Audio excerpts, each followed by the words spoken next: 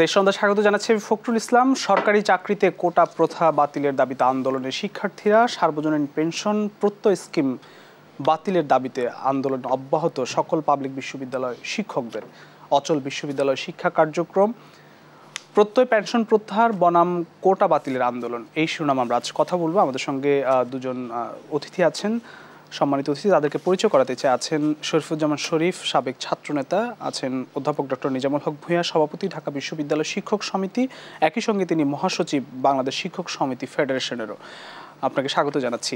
আমরা সরাসরি একটু আলোচনায় যেতে চাই। আমরা একটু অধ্যাপক ডক্টর নিজামুল হক ভূঁইয়া স্যার, আপনাকে দিয়ে একটু শুরু করি। একটু কোটা প্রথা, আপনাদের আন্দোলনটি তো চলছে সার্বজনীন পেনশন প্রত্যয় স্কিম বাতিলের দাবিতে, সেটি নিয়ে আমরা একটু কথা বলছি। তবে তার আগে কোটা প্রথা বাতিলের দাবিতে আমরা দেখছি যে শাহবাগে শিক্ষার্থীরা আন্দোলন করছে। এর আগে 2018 সালের আন্দোলন দেখেছি, তখন একটি পরিপত্রের মাধ্যমে এই কোটা প্রথাকে বাতিল করা হয়েছিল।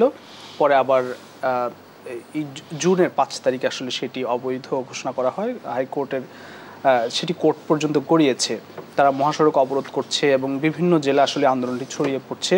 একদিকে কোটা প্রথার বিষয়ে মুক্তিযোদ্ধাদের সন্তানদের তাদের দাবি আছে, বিপরীতমুখী আবার সাধারণ আন্দোলনরত শিক্ষার্থী রয়েছেন। আসলে শেষ পর্যন্ত আসলে কোর্ট পর্যন্ত গড়িয়েছে, সেটি সমাধান দেখেন কিনা আসলে?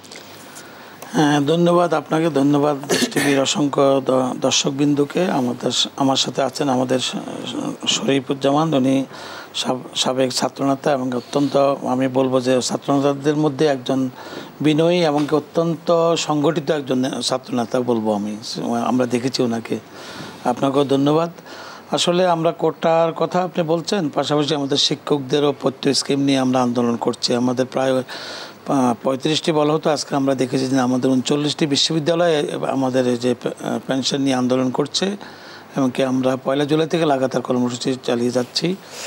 তো কোটা প্রথা দেখলাম যে আমাদের ছাত্ররা আন্দোলন করছে, এরা অতীতেও তারা কোটা প্রথা নিয়ে আন্দোলন করেছে, এমনকি এটা কোর্ট পর্যন্ত গড়িয়েছে। আজকে বোধহয় কোর্টের রায়টা হওয়ার কথা ছিল, জানেন কি নাকি? এটি একটি আবারও একটি হিয়ারিং হবে, শুনানি হবে আরেকটি। হ্যাঁ, শুনানির পরে আমার মনে হয় সেদিকে সে পর্যন্ত আমরা অপেক্ষা করি শুনানিতে কী আসে। আমার মনে হয় সে পর্যায়ে থাকাটাই বেটার, যেহেতু আমি শিক্ষক হিসাবে আমাদের শিক্ষক আন্দোলনটা করছি। এই বিষয়ে এই মুহূর্তে আমি কোনো কথা বলতে চাচ্ছি না। ছাত্ররা তো ন্যায়সঙ্গত দাবির জন্য সবসময় আন্দোলন করে থাকে। আবার এখানে দুই পক্ষেই কিন্তু পক্ষ বিপক্ষ আছে, যেমন মুক্তিযোদ্ধার সন্তানরাও করছে, যারা দেশের জাতির জন্য সংগ্রাম করে মুক্তিযুদ্ধ করেছে তাদের সন্তান, তাদের উত্তরাধিকাররাও করছে, পাশাপাশি সাধারণ শিক্ষার্থীরাও করছে। তো কোর্টের ইয়েটা কী আসে দেখা যাক, তারপর পরবর্তী পর্যায়ে দেখা যাবে যে এই বিষয়ে কী। তাহলে আমি একটু আপনাদের শিক্ষকদের যে আন্দোলন, সেই আন্দোলন প্রসঙ্গে একটু যেতে চাই। যে প্রত্যয় স্কিম, প্রজ্ঞাপন প্রত্যাহার, সুপার গ্রেডে বিশ্ববিদ্যালয় শিক্ষকদের অন্তর্ভুক্তি এবং শিক্ষকদের জন্য স্বতন্ত্র বেতন স্কেল, এই তিনটি তো নিশ্চয়ই আপনাদের দাবি ছিল। এবং সেই কর্মবিরতি কিন্তু এখনো চলছে, বেশ কয়েকদিন হয়ে গেল। আসলে আপনারা কোনো শাটডাউন অবস্থায় বিশ্ববিদ্যালয়গুলো, পাবলিক বিশ্ববিদ্যালয়গুলো যেগুলো আসলে, আর শিক্ষকদের মানে শিক্ষা হচ্ছে জাতির মেরুদণ্ড, শিক্ষকরা হচ্ছে সেই মানে হচ্ছে আমাদের শিক্ষাগুরু বলা হয় আর কি। কোনো সুরাহা এখন পর্যন্ত কোনো আভাস বা ইঙ্গিত পাচ্ছেন কিনা? হ্যাঁ, ধন্যবাদ আপনাকে। সেটা হলো যে আপনারা জানেন যে 1 জুলাই থেকে আজকে 4 জুলাই আমরা লাগাতার কর্মসূচি চালিয়ে যাচ্ছি। ক্লাস বর্জন, আমরা শিক্ষকরা ক্লাসে যাচ্ছি না। এটার কারণটা কি সেটা আমাদের বলতে হচ্ছে যে 13ই মার্চ হঠাৎ করে এটা প্রত্যয় স্কিম চালু করলো। এর আগে মাননীয় প্রধানমন্ত্রী গত বছর 17ই আগস্ট, 23শে জুলাই 4টে স্কিম চালু করলো, যেটা যারা কখনোই এদেশে পেনশন পেতেন না তাদের জন্য।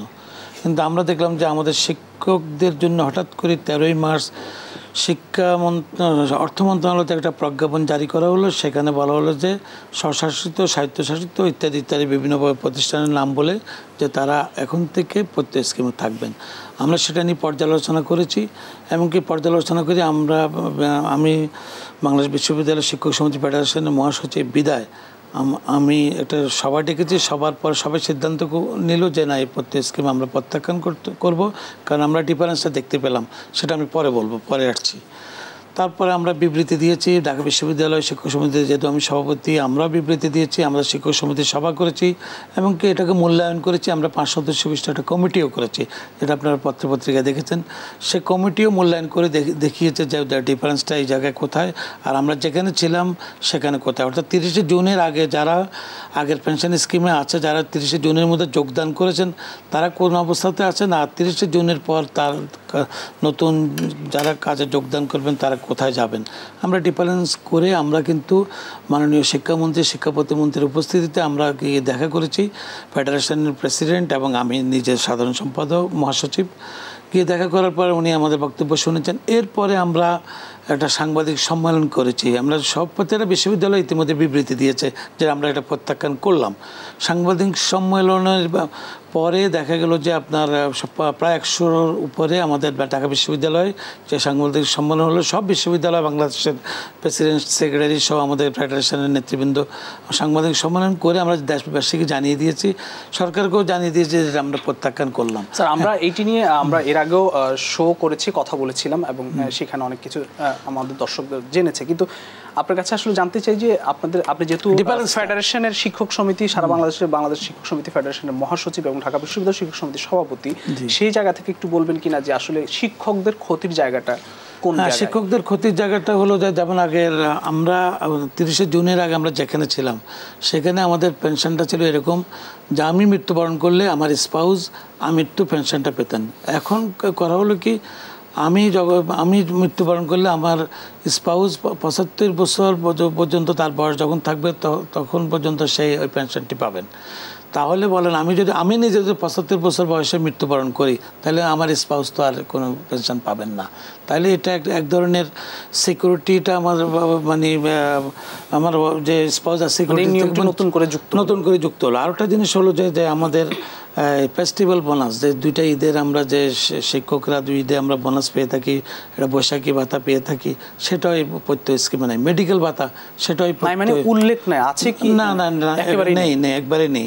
তারপরে আরেকটা জিনিস উল্লেখ করা ছিল না যে ওনারা প্রত্যেক স্কিমের যে গুণ করে দেখিয়েছেন যে 60 বছর পর্যন্ত পেনশন, কিন্তু আমাদের শিক্ষকদের বয়স 65 বছর। যদিও ওনারা একটা পত্র জারি করেছেন গত পরশুদিন যে না এটা 65 বছরে থাকবে। তারপরে আমাদের পে প্রোটেকশনের কথা ওনারা বলেছেন, জব প্রোটেকশনের কথা বলেছেন যে একটা বিশ্ববিদ্যালয় থেকে আরেকটা বিশ্ববিদ্যালয়ে যখন একজন শিক্ষক আসবেন তখন উনি প্রথম যেখানে যোগদান করেছেন সে আলোকেই ওনার জব প্রোটেকশন দেওয়া হবে। এটাও কিন্তু ওনারা আগে উল্লেখ করেন, আমাদের আন্দোলনের আগে।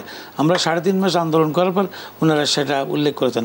আমাদের অর্জিত ছুটি থেকে যে টাকাটা পাওয়া যেত সেটাও কিন্তু উল্লেখ ছিল না, সেটাও ওনারা গত 1 তারিখে ওনারা একটা প্রজ্ঞাপনের মাধ্যমে জারি করেছেন। তাহলে এই যে বৈষম্যগুলো, সে বৈষম্যগুলোতে মানে এটা আমাদের শিক্ষকরা আমরা আন্দোলন করে চুলছেরা বিশ্লেষণ করেই এই ডিফারেন্সগুলো আমরা যখন পেয়েছি। তো আরেকটা জিনিস হলো যে আমাদের এখানে আমরা এককালীন যে 80 লক্ষ টাকা পেয়ে থাকি, 80,75,000 সামথিং, সেটা কিন্তু আর এককালীন ওই টাকাটাও পাওয়া যাবে না। তো এই যে সুযোগ সুবিধা থেকে সাধারণত আমরা যেখানে যে অবস্থায় থাকি আমরা আরও সুযোগ সুবিধা নেব, অথবা যে জায়গায় আছে আমরা সে জায়গায়। স্যার, এই যে প্রত্যয় স্কিম চালু হলো এতে শিক্ষার ক্ষেত্রে আসলে কি প্রভাব পড়ছে বা পড়বে বলে মনে করেন? না, আমাদের যে নতুন আমি শিক্ষক তো আমাদের শিক্ষার্থীরাই তো শিক্ষক হবে। তো নতুন শিক্ষক যারা হবেন সেই শিক্ষার্থীরাই তো সেই এখন আমি যে 30শে জুনের আগে যে শিক্ষক আর 1 জুলাই যে যিনি শিক্ষকতা যোগদান করবেন, এই যে ডিফারেন্সটা, এই যে বৈষম্যটা, আমি ঈদের বোনাস পাবো, আমি লেকচারার হিসাবে 30শে জুনে যে শিক্ষক যোগদান করেছে প্রভাষক হিসাবে, আর 1 জুলাই যিনি শিক্ষক হিসাবে যোগদান করবেন আগামী ঈদে দেখা যাচ্ছে যে ওই বোনাস নিয়ে গল্প করতেছে। এবং এটা কর্মকর্তা কর্মচারীদের ক্ষেত্রেও সমভাবে প্রযোজ্য। সেও কিন্তু দেখা যাচ্ছে যে সে বোনাস পেয়ে পরিবারের কথা বলছে আর ওই শিক্ষক কিন্তু বোনাসে নেই। তো এই যে ডিসক্রিমিনেশনটা, এটা আমরা কোনোভাবে নিচ্ছি, যার কারণে আমরা দেখেছি যে 2015 সালে আমরা একটা আন্দোলন করেছি। যখনই আমাদের 8ম জাতীয় বেতন স্কেলে আমাদের 1 ধাপ নামিয়ে দেওয়া হলো, আমরা শিক্ষকরা আন্দোলন করেছি। আন্দোলনের পর আমাদের বর্তমান যে উপাচার্য doctor S M Maksud Kamal সাহেব, উনি ফেডারেশনের মহাসচিব ছিলেন, তখন মাননীয় প্রধানমন্ত্রীর উপস্থিতিতেই আমাদেরকে অনেক আন্দোলন করতে হয়েছে। আমি সব উৎসাহন শিক্ষক সমিতির সদস্য ছিলাম। তখন মাননীয় প্রধানমন্ত্রীর উপস্থিতিতে বলা হয়েছে যে আমাদের দাবি মানা হলো এবং একটা কমিটি করে দেওয়া হলো। সেখানে বলা হয়েছে যে আমরা সচিব মর্যাদার যে জায়গাটুকু সেটা পাবো এবং সুপার গ্রেড অর্থাৎ সিনিয়র সচিব সেটা আমরা পাবো, এবং সেই পদটি অদ্যাবধি যে কমিটিতে আমাদের তৎকালীন পরিকল্পনা মন্ত্রী, তৎকালীন অর্থমন্ত্রী, পরিকল্পনা যিনি এখনও সংসদ সদস্য এম এ মান্নান সাহেব, পাশাপাশি আমাদের তৎকালীন অর্থমন্ত্রী মুহিত সাহেব ছিলেন, আমাদের আমির হোসেন আমু সাহেব উনি এখনও আছেন, তোফায়েল আহমদ সাহেব ওনারা কমিটির সদস্য ছিলেন।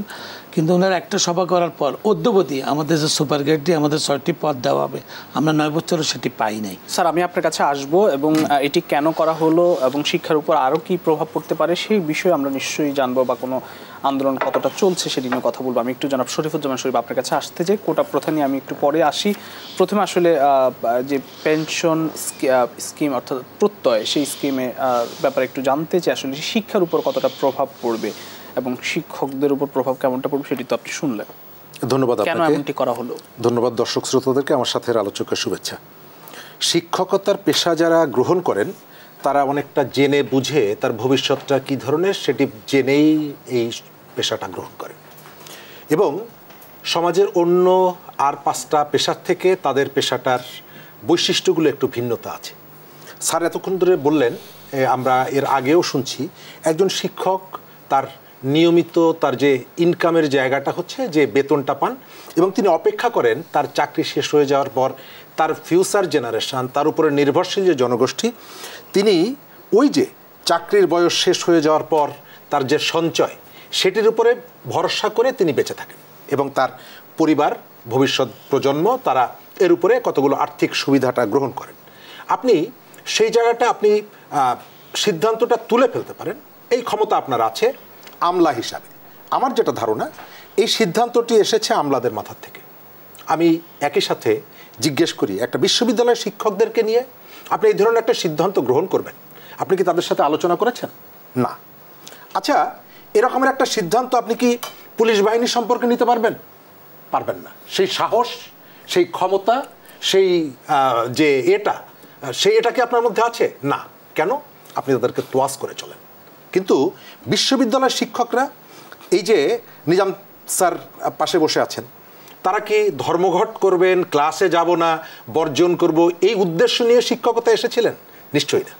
তারা, আপনি সমালোচনা করতে পারেন, শিক্ষকদের কাছে আপনার যে এক্সপেকটেশনের যে জায়গাটা, সেই জায়গাটা অনেক জায়গায় গ্যাপ আছে, এই সমালোচনা করতে পারেন। কিন্তু আপনি এরকমের একটা পরিস্থিতিতে তাদেরকে কেন ঠেলে দিলেন? এবং সেটি পাবলিক বিশ্ববিদ্যালয়, একটা দেশের সবথেকে ইম্পর্টেন্ট যে ইনস্টিটিউশনগুলো আছে তার একটা হচ্ছে পাবলিক বিশ্ববিদ্যালয়, এবং আপনি সমস্ত পাবলিক বিশ্ববিদ্যালয়গুলোকে এরকমের একটা জায়গায় কেন ঠেলে দিলেন? আপনি এই কাজটি করার আগে তাদের সাথে কোনো আলোচনা করলেন, অর্থাৎ আমাদের সিদ্ধান্ত গ্রহণের মধ্যে আমলা নির্ভরতা এবং আমলাদের যে তাদের যে গুরুত্বটা এবং তাদের যে প্রভাবটা, এই বিষয়টাই আপনি খেয়াল করবেন এই সিদ্ধান্তের ভিতর থেকে। এবং আমি একটু আগে মেট্রো রেলে আসলাম, আস্তে আস্তে আলোচনা হচ্ছে যে ঢাকা শহরের মেট্রো রেলের যতগুলো স্টপেজ আছে, প্রত্যেকটা স্টপেজ কিন্তু সেই জায়গার যে বাস স্টপেজ তার নামে। যখন আপনি প্রেস ক্লাব পার হবেন, এখানকার স্টপেজের নাম হচ্ছে বাংলাদেশ সচিবালয়, অথচ এটি পরিচিত হচ্ছে প্রেস ক্লাব হিসাবে, বাস স্টপেজ হিসাবে। আপনি যখন এর বাইরে যাচ্ছেন, দৈনিক বাংলা, তারপরে পল্টন, মতিঝিল, তার আগে শাহবাগ। কিন্তু এখানে এসে, কারণ আমলারা সিদ্ধান্ত নিয়েছে যে আমাদেরকে এর ভেতর থেকে একেবারে অমর করে রাখতে হবে। যাই হোক, আমি অন্য প্রসঙ্গে আসলাম। আমি মনে করি যে শিক্ষকদের যে আন্দোলনটা, এটি যৌক্তিক। একই সাথে এটাও আমি মনে করি বা আশা করি যে শিক্ষকরা তাদের এই যে চাহিদাটা, এরা কিন্তু কেউ বলে নাই যে আমাকে চাকরি শেষ হয়ে যাওয়ার পরে 5 কোটি টাকা আমাকে ঢাকা শহরে এই দিতে হবে। আপনি গতকালকের একটা পত্রিকায় নিউজ এসেছে, সেটি হচ্ছে যে ঢাকা যে এলিভেটেড এক্সপ্রেস হচ্ছে, এই এলিভেটেড এক্সপ্রেসে যারা ক্ষতিগ্রস্ত হবে, এই পরিবারগুলোর জন্য সরকার বেশ কিছু কয়েক হাজার কোটি টাকা দিয়ে কতগুলো আবাসন প্রকল্প করেছে। এই ক্ষতিগ্রস্তরা সেখান থেকে কম দামে ফ্ল্যাট পাবে। কিন্তু দেখা যাচ্ছে এলিভেটেড এক্সপ্রেস যেহেতু রেল লাইনের উপর থেকে গেছে, ফলে ক্ষতিগ্রস্ত মানুষের সংখ্যা কম, সেই কারণে চাহিদাটা কম ওই ফ্ল্যাট নেওয়ার জন্য।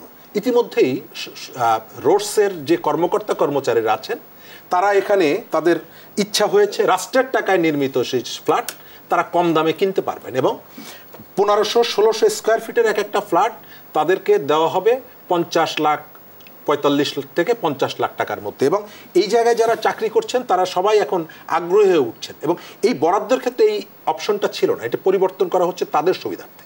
অর্থাৎ আপনি যখন ড্রাইভিং সিটে আছেন তখন আপনি এবং আপনার কমিউনিটির জন্য কতগুলো সুবিধাজনক জায়গা এনশিওর করছেন, কিন্তু এর বাইরের মানুষের কথা আপনি বিবেচনা করছেন না। আমি মনে করি যে বিশ্ববিদ্যালয়ের শিক্ষকদের যে আন্দোলনটা এটি যৌক্তিক। দ্বিতীয়ত হচ্ছে যে এরই সাথে বিশ্ববিদ্যালয়ের শিক্ষকদেরকে নিয়ে অনেক রকমের প্রশ্নও আছে।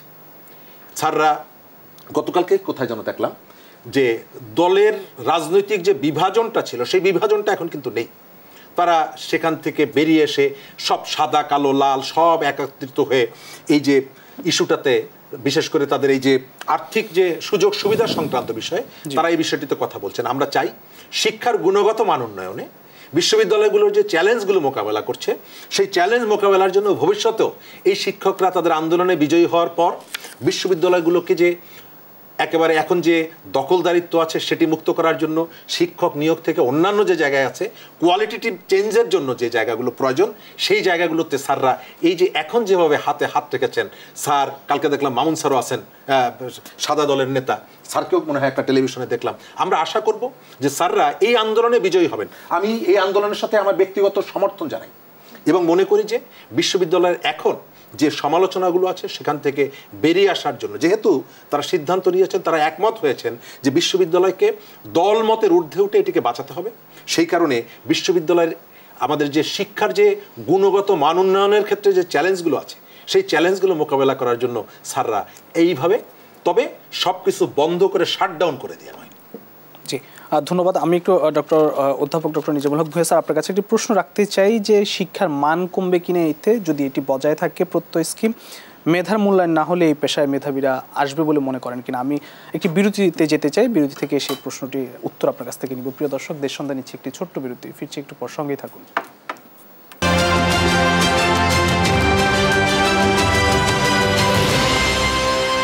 সন্ধ্যা আরও একবার স্বাগত জানাচ্ছি। আমরা সরাসরি আলোচনায় যেতে চাই। অধ্যাপক ডক্টর নিজামুল হক ভূঁইয়া স্যার, আপনার কাছে প্রশ্ন রেখেছিলাম আসলে শিক্ষার মান কমবে কিনা যদি এই প্রত্যয় স্কিম চালু থাকে বা আপনাদের আন্দোলনটিও চালু থাকে, আর এইভাবে কি চলবে, মানে অথবা মেধার মূল্যায়ন যদি না হয় সেক্ষেত্রে এই পেশায় মেধাবীরা আসবে কিনা?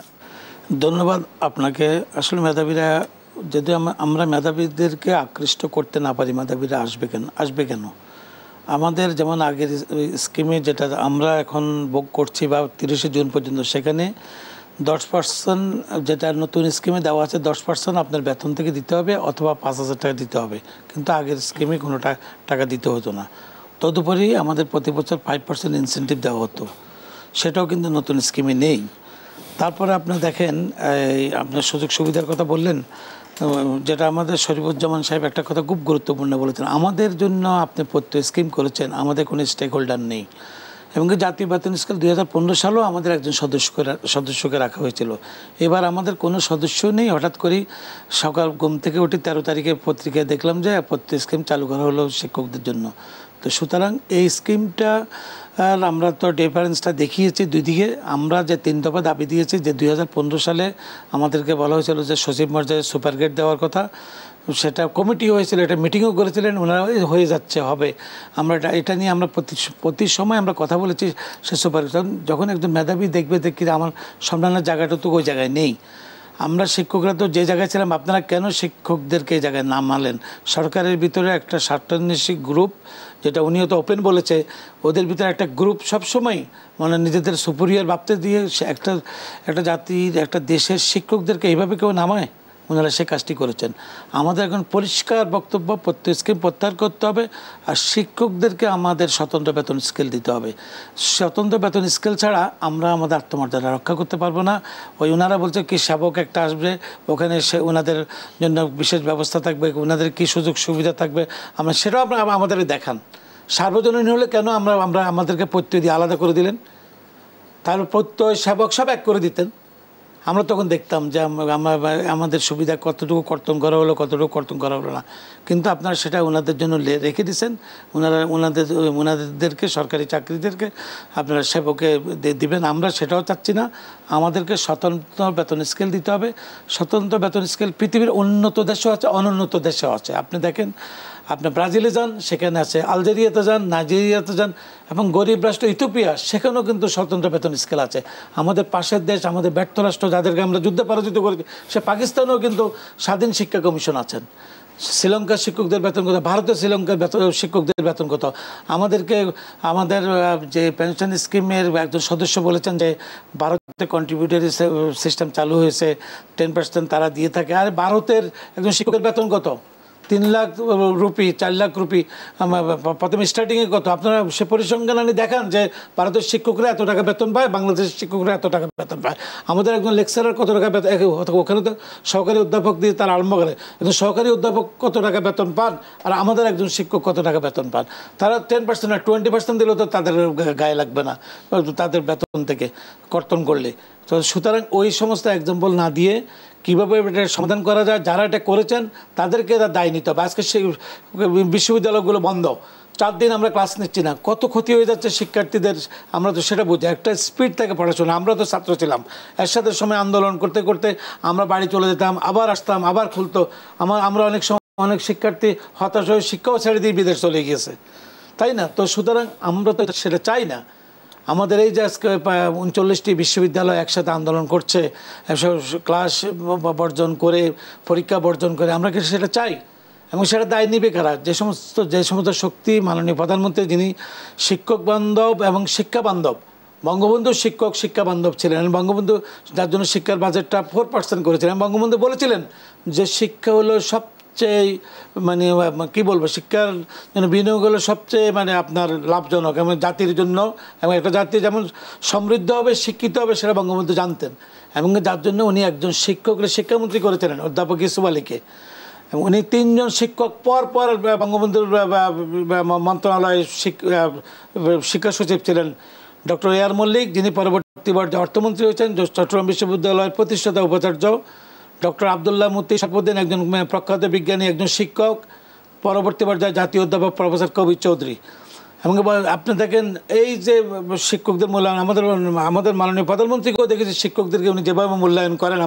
আমরা পেশাজীবী হিসাবে ইফতার পার্টিতে যেতাম, দেখতাম প্রফেসর আনিসুজ্জামান স্যার, জাতীয় অধ্যাপক প্রয়াত, আমাদের রফিকুল ইসলাম স্যার প্রয়াত, জাতীয় অধ্যাপক, পাশে বসে উনি ছাত্রদেরকে বসে ইফতার করতেন।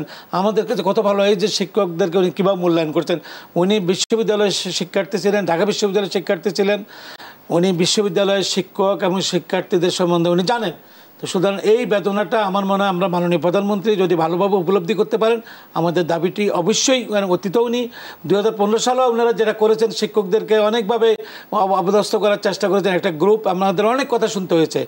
কিন্তু আমাদের এবারও অর্থমন্ত্রী মহোদয়ও কিন্তু বলছেন যে আমাদের দাবি অযৌক্তিক।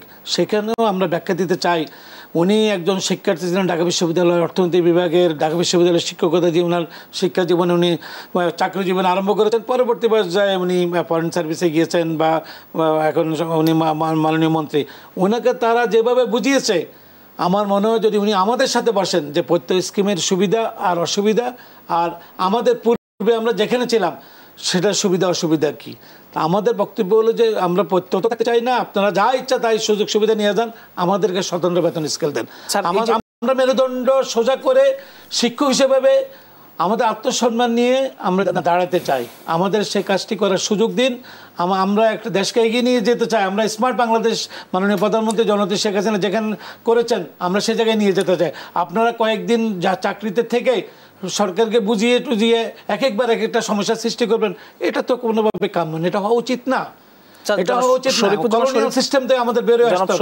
বললেন যে ক্লাস চালু রেখে কোনো আন্দোলন করা যায় কিনা বা ওই ধরনের কোনো কিছু, একদম পুরো শাটডাউন। আমরা তো ধাপে ধাপে আমরা 2 ঘন্টা কর্মবিরতি করেছি। দেখেন, আমরা কিন্তু প্রেস কনফারেন্স করেছি, 2 ঘন্টা কর্মবিরতি করেছি, তারপরে আমরা অর্ধবেলা কর্মবিরতি করেছি, পরীক্ষাগুলো আমরা বন্ধ করি নাই।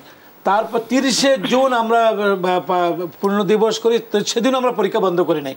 তারপরে আমাদের বিশ্ববিদ্যালয় শিক্ষক সমিতি ফেডারেশন, আমাদের সবগুলো বিশ্ববিদ্যালয় আমাদের সাথে কানেক্টিভিটির মাধ্যমে একত্র হয়ে আমরা যখন সভা করেছি, সবাই সিদ্ধান্ত নিচ্ছে না, টোটাল শাটডাউন করা ছাড়া আমাদের আত্মমর্যাদার লড়াই, আমাদেরকে স্বতন্ত্র বেতন স্কেল দিতেই হবে। কারণ আপনার দিন বদলের সনদতেই লেখা ছিল যে শিক্ষকদের জন্য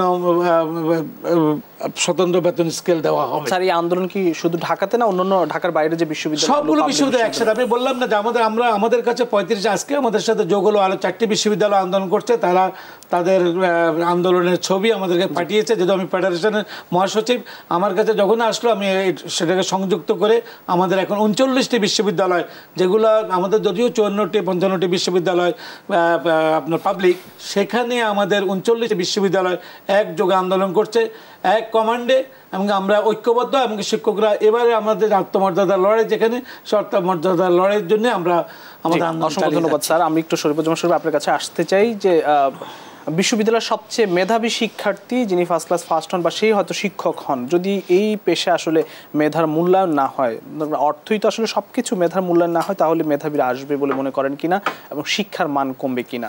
আচ্ছা, প্রথম জায়গাটা হচ্ছে আমাদের ছোটবেলায় আমরা যা শুনতাম বিশ্ববিদ্যালয়ের শিক্ষক হওয়ার যোগ্যতার ক্ষেত্রে, সাম্প্রতিক সময়ে গত 5 বছর 10 বছর 15 বছর 20 বছরে এই জায়গাটা পরিবর্তন হয়েছে।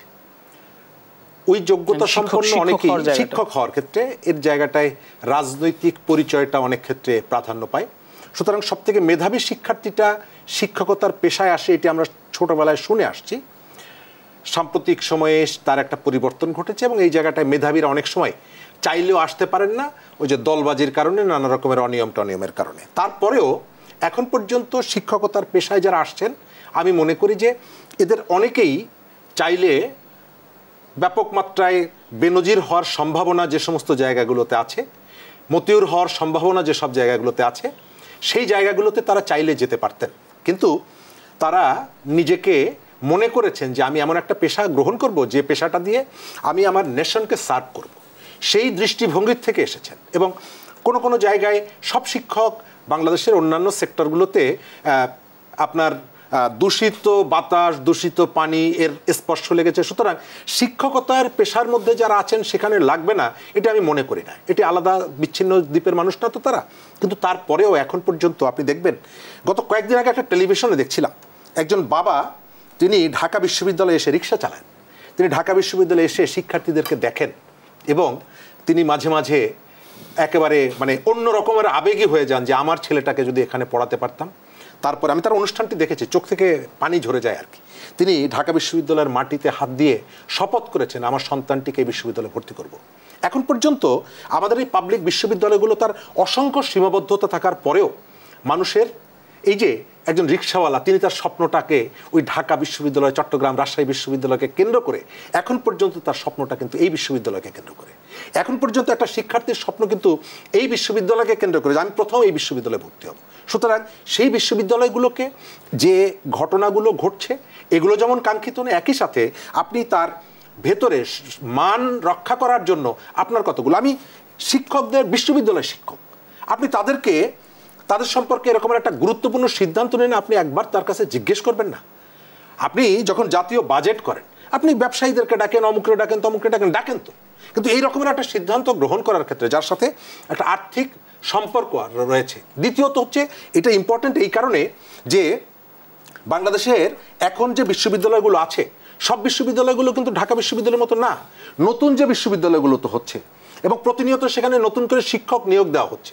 অর্থাৎ একটা সময় আপনি বেঁধে দিচ্ছেন যে এই সময়ের পরে যে শিক্ষককে নিয়োগ দেওয়া হবে, সে ওই যে দিন আনতে পান্তা ফুরায় সেই অবস্থা হয়ে একটা পর্যায়ে তাকে যেতে হবে।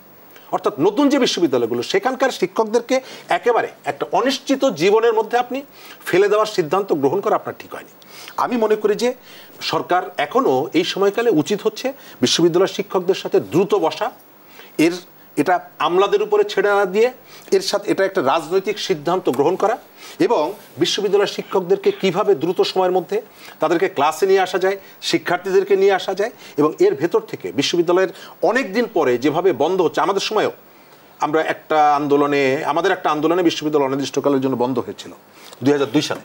তো আমরা এটি কখনো চাইনি, তখনও আমরা চাইনি যে বিশ্ববিদ্যালয় অনির্দিষ্টকালের জন্য বন্ধ হোক। আমরা বিশ্ববিদ্যালয় খুলে রেখে ভিসি বিরোধী একটা আন্দোলন করেছিলাম।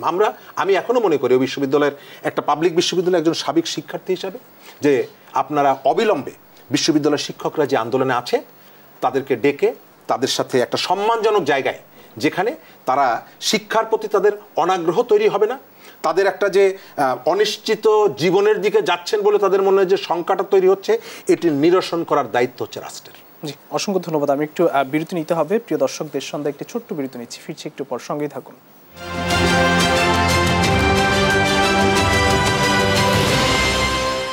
আর একবার স্বাগত জানাচ্ছি দেশ সন্ধ্যায়। আমরা একটু আবারও যেতে চাই অধ্যাপক ডক্টর নিজামুল হক ভূঁইয়া স্যার, আপনার কাছে কোটা নিয়ে আপনার কাছে এর আগেও আসছিলাম। আসলে কোটা ব্যবস্থাটার আসলে কোনো সমাধান দেখেন কিনা, কারণ দুপক্ষেরই কিন্তু যৌক্তিক দাবি রয়েছে। না, সেটা তো আমি দেখেছি। আমি তো আপনাকে বললাম, যেহেতু আমরা এখন শিক্ষক আন্দোলনের মধ্যে আছি, আপনি পূর্বে আমাকে বলেছেন, তো এখন যেহেতু কোর্টে আর একটা শুনানি আছে সামনে, সেখানে কী হয় জানি না। মুক্তিযোদ্ধাদের সন্তানদেরও যেমন কোটার অধিকার আছে, আবার আমাদের সাধারণ শিক্ষার্থীদেরও অধিকার আছে। তো সেখানে কত পার্সেন্ট দিয়েছে? 30% মনে হয়, তাই না? 30% ছিল। হ্যাঁ, 30%। আবার সেটা পুনর্বহাল হয়েছে। সেটা পুনর্বহাল হয়েছে। আমার মনে হয় সেটা যৌক্তিকতা কোথায়, আমার কোর্ট যেটা ডিসিশন নেই সেখানে আমরা দেখে তারপর হয়তো আমি মন্তব্য করবো। এই মুহূর্তে আমি যেটা এটা কোর্টে আছে এই প্রসঙ্গে আমি তাহলে একটু শরীফুজ্জামান শরীফ ভাই আপনার কাছে একটু আসতে চাই যে 56% কোটা, যেটির বিরুদ্ধে আসলে আন্দোলন করেছে 2018 সালে সাধারণ শিক্ষার্থীরা, সারা দেশে আন্দোলনটি হয়েছিল এবং সেটি একটি পরিপত্রের মাধ্যমে বাতিলও হয়। এখন আবার সেটি কোর্ট পর্যন্ত গড়িয়েছে এবং নিশ্চয়ই যারা মুক্তিযোদ্ধা সন্তান রয়েছে তাদেরও অধিকার রয়েছে। দুপক্ষ আসলে মুখোমুখি। সাধারণ শিক্ষার্থী একদিকে, মেধাবীরা কিন্তু যোগ্যতার বিবেচনায় চাকরির ক্ষেত্রে বঞ্চিত হন। আমি যদি এইটাকে একেবারে এক কথায় বলি, বাংলাদেশে মুক্তিযোদ্ধার সন্তানদের যে 30% যে কোটাটা আছে, এটাকে আমি সমর্থন করি না। প্রথম, কেন সমর্থন করি না? সমর্থন করি না এই কারণে যে বাংলাদেশের মুক্তিযোদ্ধারা সব কিছুর ঊর্ধ্বে, কিন্তু লক্ষণীয় ব্যাপার হচ্ছে যে তাদের আত্মদান ইত্যাদি ইত্যাদি আছে, কিন্তু একই সাথে একটা চাকরির, একটা দেশের 100 জন মেধাবীকে আপনি যোগ্য মানুষকে একটা জায়গায় চাকরি দেবেন, তার 30% আপনি নির্ধারণ করে রেখেছেন যে এই কমিউনিটির থেকে আসতে হবে। এটি অযৌক্তিক, 56% অন্যায্য। আপনার সমাজে পিছিয়ে পড়া নানা রকমের জনগোষ্ঠী আছে, তাদেরকে এগিয়ে আনার জন্য আপনার কোটা থাকতে হবে, কিন্তু এই যে 30% কোটা, এটিকে কমিয়ে দেওয়া যেতে পারে। সমস্ত সিদ্ধান্তগুলো নেওয়ার জন্য আপনার আইন আদালত এই জায়গায় যাওয়া উচিত না। কতগুলো সিদ্ধান্ত আসা উচিত রাজনৈতিক সিদ্ধান্ত, রাজনৈতিকভাবে আসা উচিত। তৃতীয়ত হচ্ছে যে এই যে আন্দোলনটি মুক্তিযোদ্ধা কোটা 30% থেকে কমিয়ে আনার জন্য যে আন্দোলনটি, এই আন্দোলনটা কোনোভাবেই আমি মনে করি না এটা মুক্তিযোদ্ধাদের বিরুদ্ধের আন্দোলন। আমি মনে করি যে এই আন্দোলনটা আপনার, এই আন্দোলনের ভেতর থেকে আপনি মুক্তিযোদ্ধাদেরকে, এই যা আন্দোলনের মধ্যে যারা আছে তরুণ জনগোষ্ঠী, তাদেরকে মুখোমুখি দাঁড় করিয়ে দিচ্ছেন একটা রাজনৈতিক কৌশলের অংশ হিসাবে। আমার এখানে মুক্তিযোদ্ধাদের জন্য এই সরকারের বেশ কতগুলো ইতিবাচক প্রকল্প আছে, সহযোগিতার উদ্যোগ আছে, সেগুলো নিয়ে কিন্তু কখনো প্রশ্ন ওঠেনি। মুক্তিযোদ্ধাদের জন্য বীর নিবাস এরকমের, তারপরে মুক্তিযোদ্ধা ভাতা, এগুলো নিয়ে কথা ওঠেনি। কেন কথা ওঠেনি? ওঠেনি এই কারণে বাংলাদেশের মানুষ তাদের প্রতি যে শ্রদ্ধার জায়গাটি, সেই শ্রদ্ধার জায়গাটি তাদের অন্তরে ধারণ করে। কিন্তু যখন আপনি চাকরির ক্ষেত্রে এই ধরনের একটা সিদ্ধান্ত আপনি নিয়ে এগোচ্ছেন এবং বিপুল সংখ্যক মেধাবী শিক্ষার্থী এই কোটার কারণে চাকরির থেকে বঞ্চিত হচ্ছে, স্বাভাবিকভাবে এই বিষয়টি ওঠাই স্বাভাবিক।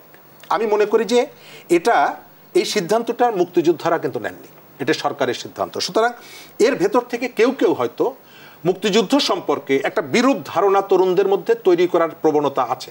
কিন্তু আমি মনে করি যে বাংলাদেশের মুক্তিযোদ্ধাদের সাথে, আমি গত পরশুদিন একজন বীর মুক্তিযোদ্ধার সাথে আমি অনেকক্ষণ কথা হলো, পাবনায় তিনি মানুষ, কিন্তু তিনিও আমাকে ব্যক্তিগত আলোচনায় বললেন যে এটা আমরা আসলে চাই না, এটা আমাদের মর্যাদাকে ক্ষুণ্ণ করে। আমি সরকারের কাছে অনুরোধ করব, এই বিষয়টি নিয়ে কোনো রকমের জেদাজেদি জয় পরাজয়ের বিষয় না, এর সাথে রাজনীতিকে যুক্ত করার দরকার নেই। যদিও আজকে একাধিক মন্ত্রী বলেছেন এর সাথে বিএনপি যুক্ত হয়ে গেছে, একটা রাজনৈতিক দল হিসাবে তো বিএনপির এর মধ্যে যুক্ত হওয়াই উচিত। আপনি এতদিন বলেছেন বিএনপি খালেদা জিয়ার বাড়ি এবং তারেক রহমানের বাইরে কোনো বিষয়ে কথা বলে না। তো বিএনপির তো এই ধরনের আন্দোলনে যাওয়াই উচিত, একটা রাজনৈতিক দল হিসাবে তাদের তো যৌক্তিক আন্দোলনগুলোতে থাকা উচিত। আমি এটিকে খারাপ কিছু, দোষের কিছু দেখি না। দিনাজপুরে যখন ইয়াসমিন ধর্ষণ এবং হত্যা পরবর্তী আন্দোলন হয়, সেই আন্দোলন তো আওয়ামী লীগ নেতৃত্ব দিয়েছিল।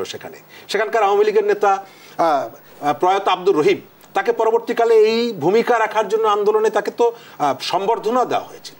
আপনার কানসাটের আন্দোলনের কথা মনে আছে, সেই আন্দোলনে তো আওয়ামী লীগ নেতৃত্ব দিয়েছিল এবং তার সেখানে যিনি রাব্বানি ভাই আমাদের পরিচিত খুবই, তাকে পরে তো তিনি এমপিও হয়েছেন। সুতরাং এই আন্দোলনগুলোতে অমুক দল আসতে পারবে, তমুক দল আসতে পারবে না, এটা তো যৌক্তিক না। আমি মনে করি যে এই আন্দোলনগুলোতে যে কোনো ন্যায্য আন্দোলনে যে কোনো মানুষের অংশগ্রহণের সুযোগ আছে, তবে সেই আন্দোলনকে পুঁজি করে একটা অংশ যে নানা রকমের অস্থিরতা নৈরাজ্য সৃষ্টি করার যে চেষ্টা এবং বাংলাদেশের অনেকগুলো মীমাংসিত বিষয়গুলোকে আবার প্রশ্নবিদ্ধ করার যে চেষ্টা, আমি তার বিরুদ্ধে। আমি মনে করি যে মুক্তিযোদ্ধা সন্তানদের জন্য 30% কোটার কোনো দরকার নেই। এটি এই সময়কালে এসে এটি অযৌক্তিক, এটি অন্যায্য। তবে বাংলাদেশের পিছিয়ে পড়া জনগোষ্ঠীকে এগিয়ে আনার জন্য আপনি কোটার ব্যবস্থাটা আপনি কিভাবে করবেন, যোদ্ধার সন্তানদের জন্য কোটা কিছুটা অন্তত থাকা, আপনি কিছুটা আপনি রাখতে পারেন, এটা আলোচনার ভিত্তিতে। কিন্তু আপনি একবারে 30%, আমি 30% জায়গাটা নিয়ে আপত্তি করছি। তাদের যে সুযোগ সুবিধা অন্যান্য জায়গাগুলোতে, এগুলো নিয়ে আমার কোনো আপত্তি নেই। আমার আপত্তির জায়গাটা হচ্ছে যে যেখানে একটা সরকারি চাকরি একটা সোনার হরিণের মতো, একটা কয়েকদিন আগে দেখেছেন রেলের ওই পরিচ্ছন্নতা কর্মীর পদে চাকরির জন্য মাস্টার্স পাশ করা শিক্ষার্থীরা সেখানে যাচ্ছে। কেন? কারণ হচ্ছে আমাদের এখানে চাকরির বাজারটা খুবই প্রতিযোগিতামূলক। যদিও আমাদের এখানে কিন্তু চাকরি পাওয়া যায় না। আমি যখন গ্রামে যাই, অনেকে এসে বলে ভাই আমার একটা চাকরি পেয়েছি। আমি তাদেরকে জিজ্ঞেস করি চাকরি পেয়েছো না চাকরি কিনেছো? আমাদের এখান থেকে এই যে ঘুষ দুর্নীতির যে বিষয়গুলো আছে, আমাদের এখান থেকে চাকরি কিন্তু কিনতে হয় এবং চাকরিটা হচ্ছে বাজারে। আপনার বাবার টাকা আছে, আপনি গিয়ে 2 কেজি ওজনের একটা ইলিশ মাছ কিনতে পারেন। আর যার বাবার টাকা নেই সে যে ওই যে চিংড়ি মাছ কিনে নিয়ে আসে। চাকরির জায়গাটাও তেমনি। আমার বাবার টাকা আছে, আমি 30 লাখ টাকা দিয়ে একটা বড় চাকরি কিনলাম। আর আমার বাবার যদি টাকা না থাকে, আমি 10 লাখ টাকা 15 লাখ টাকা দিয়ে নাইট গার্ডের চাকরিটা কিনছি। কিন্তু সেই রকমের একটা জায়গায় আপনি মেধাবীদেরকে চাকরিতে আসার ক্ষেত্রে এই ধরনের একটা প্রতিবন্ধকতা এবং রাষ্ট্রের নীতির কারণে, এটি আমি মনে করি যে রাষ্ট্রের ইতিবাচকভাবে এবং যৌক্তিকভাবে এই বিষয়টি এখন পুনর্বিবেচনা করা উচিত। অসংখ্য ধন্যবাদ। আমি একটু যেতে চাই একটা ভিন্ন প্রসঙ্গে। অধ্যাপক ডক্টর নিজামুল হক ভূঁইয়া স্যার, আপনার কাছে আসতে, সিলেটের কাস্টমস কর্মকর্তা এনামুল হকের বেশ কয়েকটি বাড়িসহ স্থাবর অস্থাবর অনেক সম্পত্তি পেয়েছে, যেগুলো ক্রোকের নির্দেশ দিয়েছে আজকে দুর্নীতি দমন কমিশন দুদক। এর আগে আমরা আরও বেশ কয়েকটি ঘটনা আপনারা জানেন যে মতিউর, বেনজি থেকে শুরু করে আপনার আরও অনেকের নাম এসছে, পুলিশ অনেক কর্মকর্তার নামও এসেছে। মানে এইসব দুর্নীতির বিষয়গুলো নিয়ে অনেক সোচ্চার, দুর্নীতি দমন কমিশনও সোচ্চার, সবাই সম্প্রতি ক্রোকের কথাও বলেছেন। মানে এই যে এখন যে একটি মানে সময় চলছে, আসলে এর সুফল কি পাবো কিনা, বা দুর্নীতির যে হ্রাস সেটি আসলে টানা সম্ভব হবে কিনা দুর্নীতি দুর্বৃত্তায়নে? ধন্যবাদ। আমি মনে করি যে আওয়ামী লীগ এবছর নির্বাচনে আসার আগে বলতে দুর্নীতির বিরুদ্ধে জিরো টলারেন্স এবং দুর্নীতিবাজদের বিরুদ্ধে ব্যবস্থা নেবে। তারই অংশ হিসাবে আমরা দেখেছি বেনজির সাহেবের নাম এসেছে, তারপরে অনুসন্ধানে দুদক নেমেছে, মতিউর সাহেবের নাম এসেছে আজকে, তারপরে বিআইডিসি না বিআইডব্লিউটি এর চেয়ারম্যানের নাম এসেছে, আজকে কাস্টমসের একজন কর্মকর্তার নাম আসলো এবং অনুসন্ধানে নেমেছে, এবং রাজুকেরও একজন কর্মকর্তার নাম এসেছে গতকালকে টেলিভিশন স্কলে দেখলাম। এই যে যারা সরকারি চাকরি করে সম্পদের পাহাড় জমাচ্ছে, সরকারি চাকরিরত অবস্থা একটা যে সংস্থায় উনি কাজটি করেন, এতদিন পর্যন্ত উনি তো একদিন এটা এতগুলো টাকা বানায়নি। উনি সিস্টেমেটিক হইতে আস্তে আস্তে আস্তে ওই অফিসে উনি কাজগুলো করেছেন। আমাদের গোয়েন্দা সংস্থা আছে, আমাদের এনএসআই আছে, আমাদের মানে ডিজিএফআই থেকে শুরু করে আমাদের এসবি আছে। প্রত্যেকটা সংস্থা তো জানে যে প্রতিটা জায়গায় কিন্তু অনুসন্ধান করা হয় বিভিন্নভাবে। এই অনুসন্ধানী গ্রুপগুলো কি সক্রিয় ছিলেন না এতদিন? সক্রিয় থাকলে তো আগে থেকেই তো রিপোর্টেড হতো। আর একটা পর্যায়ে যখন দেখা গেল যে মানে ব্যালেন্স হচ্ছে না, ওনার যেখানে থাকার কথা উনি অনেক বড় হয়ে গেছে, তখনই মানুষের চোখে পড়ছে কোনো না কোনো কারণে উনি চলে আসতেছে সামনে। যেমন মতিউর সাহেব চলে আসছে ছাগলের কারণে, বেনজির সাহেব চলে আসছে আরেকটি কারণে, ইত্যাদি ইত্যাদি। কোনো না কোনো কারণে যখন সামনে চলে আসে তখন ওনাকে দুদক টানছে, পত্রিকা আসছে, আপনাদের টেলিভিশন যাচ্ছে। কিন্তু এর আগে তো আপনাদের টেলিভিশনেরও একটা ভূমিকা থাকা উচিত, সংবাদপত্রে, মিডিয়ার, যে কোনো কোনো মানুষের যখন এত সম্পদ এত কিছু। কদিন আগে আমি একটা টেলিভিশনে বলেছিলাম যে দুর্নীতি দমন সংস্থা থেকে বলা হয়েছিল কোনো একজন কর্মকর্তা যে আমাদের এই যে রেজিস্ট্রি অফিসে যে জমিগুলো রেজিস্ট্রি করেছে, আপনি গত 5 বছর যারা রেজিস্ট্রি অফিসে যান, যারা কালো টাকা সাদা করেছে তাদের জন্য তো সরকারের 15% একটা সিস্টেম আছে, তাদেরকে তো আমরা ধরতে পারলাম না। এছাড়াও এই যে ধরেন হঠাৎ করে ডলারের দাম বেড়ে গিয়েছিল একবার, 80 টাকা থেকে 110 টাকা, 20 টাকা, 30 টাকা পাওয়া যাচ্ছিল না। আমি এমনও শুনেছি যে আমারও পরিচিত একজন বলছে যে আমি তো প্রায় 50 লক্ষ টাকার ডলার কিনেছি, গেলে এটা তো 150 টাকা হয়ে যাবে। এইটা এখানে না, এটা অনেক দেশে হয়, যখন হয়তো বলা হয় যে টাকা এটা বাড়বে বা কমবে, কিন্তু আমরা দেখেছি যে আমাদের দেশে আসলে দেশপ্রেমটাই আমাদের মধ্যে নেই। নাহলে কীভাবে আপনি জনগণের ট্যাক্সের টাকা দিয়ে আপনি এই চাকরি করছেন, আপনার ছেলে মেয়েকে ভরণ পোষণ করছেন, এরপরে আপনি এত দুর্নীতি করলেন, এত কারাপশন করলেন। এখন আজকে আপনি এতদিন যে সুনাম অর্জন করি এই পজিশন থেকে এই পজিশন থেকে এই পজিশনে উঠেছেন, আজকে দুর্নীতি পরায়ণ একজন খারাপ ব্যক্তি হিসাবে সারা জাতির কাছে আপনি কলঙ্কিত হলেন। একদিকে আপনি সামাজিকভাবে অপদস্থ হলেন, আবার বিচারের কাঠগড়ায় আপনি আসছেন। তবে বিচার বিভাগে আমরা জানি যে বিচার বিভাগে এটা যেন কঠিনভাবে বিচারগুলোকে দ্রুত আইনে যদি আনা হয়। দুর্নীতি দমন কমিশন তো শুধু তদন্ত করতে পারে, তদন্ত করি ওনারা বলেছেন যে ওনারা তদন্ত সংস্থা, তদন্ত করে ওনারা কিন্তু আইনের হাতে উঠিয়ে দেয়। আইনের হাতে উঠিয়ে দেওয়ার পর এই সমস্ত কারাপ্টেড পার্সনের জন্য আইনকে শিথিল করে নতুন করে যদি কোনো আইন করা হয়, এমনকি দেখবেন যে আমি একটা হিটলারের একটা এক্সাম্পল দিচ্ছি, একটা মিনিট। হিটলার একবার রাস্তা দিয়ে যাচ্ছিল, দেখলো রাস্তার গাড়িটা এরম উঁচা নিচা রাস্তা, ওনাকে মনে হলো, উনি খবর দিল এই রাস্তা কে করেছে, অমুক। এই রাস্তাকে ইঞ্জিনিয়ার কে ছিল, অমুক। উনি এসে তারপর দুজনকে নিজের হাত দিয়ে গুলি করে মেরে ফেলছে। বা জার্মান জাতির জন্য এরকম মানে এটা এত খারাপ লোকের প্রয়োজন নেই। তো এমনকি ওই জাতীয়তাবাদী ছিল, সে খারাপ ছিল, দ্বিতীয় ছিল, তার ভূমিকার জন্য সারা বিশ্বে সে নিন্দিত, কিন্তু তার দেশপ্রেম, তার সততা ছিল। আমি মনে করি যে আমাদেরও এরকম মানে এত কঠিন হতো আইনে আমরা যাব না, এমন কিছু আইন দৃষ্টান্তমূলক আইন করা উচিত যেটা দিয়ে মানুষ সামাজিকভাবে যখন সে হবে তখন সেই কাজটি করবে। অসংখ্য ধন্যবাদ স্যার। আমরা একটু শুরু আপনাকে দিয়ে শেষ করতে চাই, 1.5 মিনিট হাতে আছে। আমরা যাদেরকে যে সিলেটের কাস্টমস কর্মকর্তা এনামুল কিংবা রাজুকের কর্মকর্তা বেনজির, মতিউর, যাদের কথায় আসলে এখন উঠে আসছে নাম, অবৈধ সম্পদ অর্জনের যে অভিযোগ বা তদন্তে উঠে আসছে, এটা কি আবারও প্রভাব কিংবা প্রশ্রয় আশ্রয়ে ছাড় পেয়ে যাবে বলে মনে করেন কিনা? প্রথম জায়গাটা হচ্ছে এরা খুব প্রভাবশালী ছিলেন এবং দায়িত্বশীল জায়গাগুলোতে ছিলেন এবং পদ পদবি ব্যবহার করে দুর্নীতি করে বিপুল সম্পদের অধিকারী হয়েছেন এবং তাদেরকে দেখাশোনা করার দায়িত্ব যাদের ছিল, কাউন্টার যে ফোর্স, তারা তাদের দায়িত্ব পালন করেনি। রাজনৈতিক নেতৃত্বের দুর্বলতার সুযোগ নিয়ে অথবা ব্যর্থতার সুযোগ নিয়ে এই জায়গাগুলোতে হয়েছে। কর বিভাগের বড় বড় কর্মকর্তারা এখন দেখা যাচ্ছে যে বিপুল সম্পদের মালিক হয়েছে, কিন্তু এই সেক্টরে আমাদের দেশের অর্থমন্ত্রী যারা দায়িত্ব পালন করেছেন, এনবিআর এর চেয়ারম্যান যারা ছিলেন, তারা কেউই জানেন না যে ঢাকায় মতিউর বা এরকমের মাহমুদ ফয়সালের মতন লোকজন মাসে 6 কোটি 7 কোটি টাকা ঘুষ নেন। আমি এটি বিশ্বাস করি না। আমি মনে করি যে এরা শুধু একারা খাননি, এরা অনেক জায়গায় দিয়ে খেয়েছেন, ভাগাভাগি করে খেয়েছেন।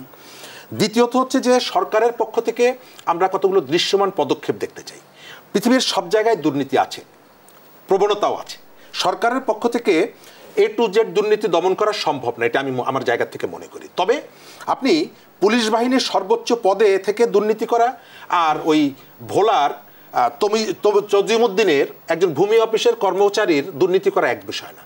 আপনি ওই প্রান্তের যে দুর্নীতিটা হচ্ছে সেটি হয়তো খেয়াল করতে পারেন না, কিন্তু পুলিশ বাহিনীর প্রধান যিনি দুর্নীতি করছেন এটি আপনি জানেন না, এটি আমি বিশ্বাস করি না। গত কয়েকদিন আগে প্রধানমন্ত্রী বলেছেন দুর্নীতি বিরোধী অভিযান শুরু করেছি। আমরা বিশ্বাস করতে চাই যে এবং দেখতে চাই যে সরকার সেই কাজটি করছে। শুধুমাত্র আমলারা দুর্নীতি করে না, এখানে রাজনৈতিক নেতৃত্ব যারা আছে, মন্ত্রী এমপি অন্যান্য যারা, তাদেরও দুর্নীতির খবর আছে। শুধুমাত্র আমলা নয়, এর সাথে যারা জড়িত নির্বিচারে সবার বিরুদ্ধে ব্যবস্থা আছে। অসংখ্য ধন্যবাদ জনাব শরীফুজ্জামান শরীফ, ডক্টর নিজামুল হক ভূঁইয়া স্যার, আপনাদের দুজনকে আবারও ধন্যবাদ জানাচ্ছি। প্রিয় দর্শক, দেশ সন্ধ্যা এখানে শেষ করতে হবে। আবার দেখা হবে আগামীকাল একই সময় অন্য কোনো অতিথিদের নিয়ে। সে পর্যন্ত সবাই ভালো থাকবেন, সুস্থ থাকবেন। শুভ সন্ধ্যা।